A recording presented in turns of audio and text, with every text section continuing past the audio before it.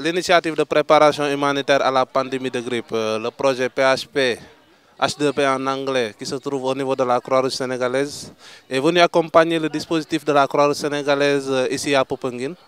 Nous avons mobilisé 33 volontaires en collaboration avec le comité régional de Thiès, dont 15 de Mbour et 18 des relais du district de Popenguine.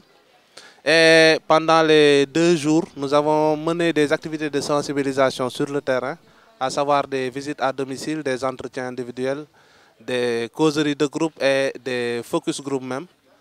Nous avons essayé de sensibiliser les populations par rapport aux messages clés de prévention que le programme a essayé de vulgariser à travers le pays pour réduire la vulnérabilité de nos populations envers cette grippe pandémique.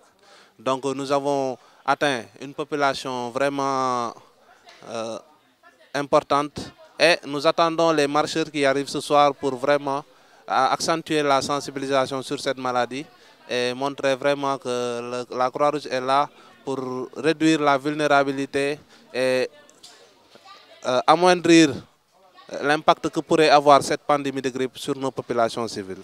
Je m'appelle Mbaye Diouf, mais on me surnomme DG.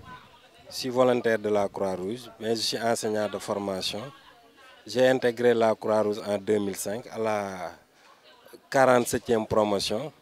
Donc présentement, aujourd'hui, nous sommes à Popenguine pour dérouler un programme de la Croix-Rouge sénégalaise, le programme Astoupi. C'est-à-dire c'est pour la sensibilisation contre la grippe A H1N1.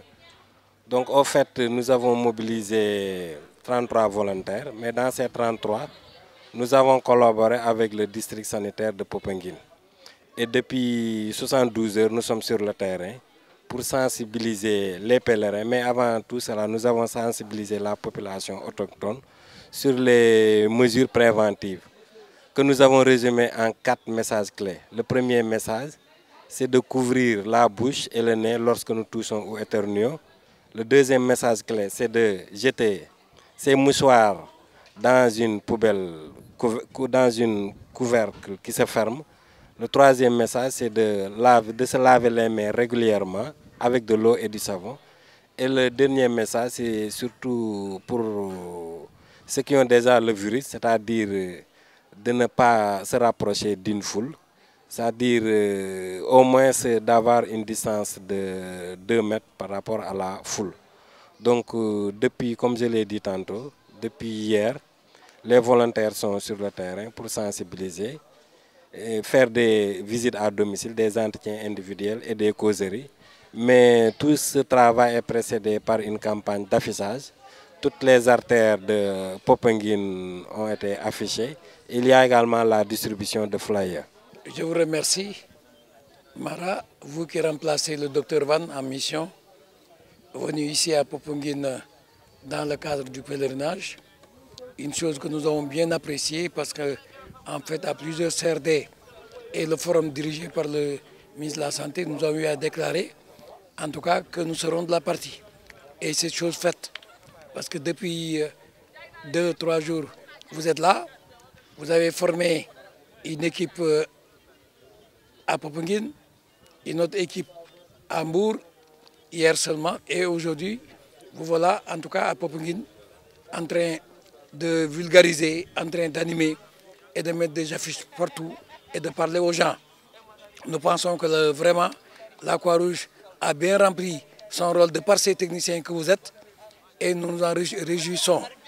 Maintenant, nous sommes dimanche, les marcheurs vont être là bientôt et c'est le moment en tout cas d'aller beaucoup plus à l'activité parce qu'ils seront très nombreux.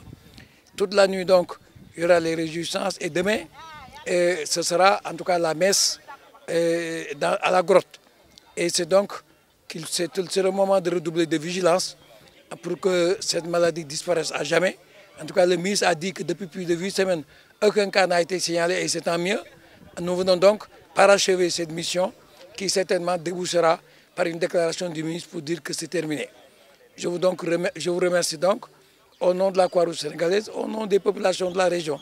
Parce qu'en fait, vous avez quitté Dakar pour avoir, en tout cas, difficulté couchant peut-être dans un endroit où il n'y a pas beaucoup de confort, mais le secourisme et le volontariat en vaut la peine Et voilà pourquoi donc je vous remercie en vous souhaitant en tout cas une bonne continuation sur le terrain pour l'activité et un bon retour chez vous. Je vous remercie.